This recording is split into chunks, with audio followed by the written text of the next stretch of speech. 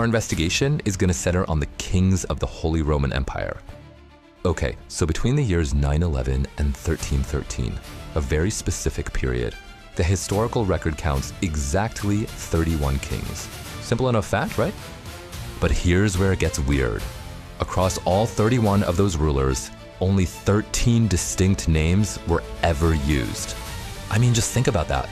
Henry, Conrad, Otto, just repeated over and over again with an almost unbelievable lack of variety. And the time frame itself?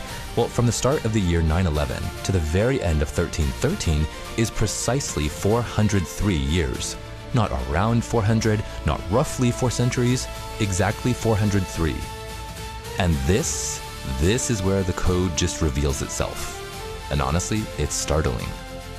31 kings multiplied by 13 names equals exactly 403 years. These are not just random data points, folks. They are variables in an equation. So you have to ask, could this be a coincidence? The probability is, well, it's virtually zero. Now, an equation this perfect demands a source.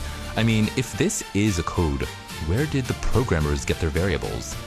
The evidence seems to point to a single, really powerful source file. Okay, this is where it gets truly mind-bending. The source appears to be the Bible itself, using an ancient system called Gematria, where letters are assigned numerical values. The very first verse of the Gospel of John, "In the beginning was the Word," calculates to a total value of 3,627. And when you break that number down to its prime factors, what do you get? 13 and 31. The exact numbers that define our 403-year period. And these numbers aren't random at all. In Hebrew theology, the number 13 represents unity and love, while 31 is the numerical value for El, which is one of the Hebrew words for God. So the crucial point here is that this entire historical algorithm seems to be built on core theological concepts. But this goes way deeper than just one equation.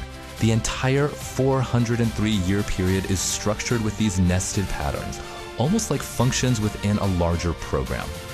Let's take a look at the system's architecture. So the system architecture is built on a repeating name sequence. A king named Conrad starts a block. He's followed by a Henry. Then you have a list of other kings, and the block always ends with another Henry. This pattern repeats itself 4 times.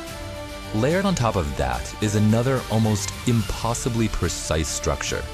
The whole era is divided into 3 perfect 113-year dynastic cycles, and each cycle is kicked off by a King Conrad, who ushers in a new dominant tribe.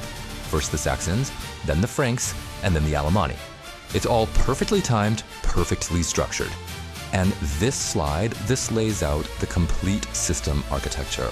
You can see the repeating Conrad-Henry bookends, you can see the 3 distinct 113-year dynastic blocks, and how it all fits perfectly within that overarching 31 by 13 equals 403 framework.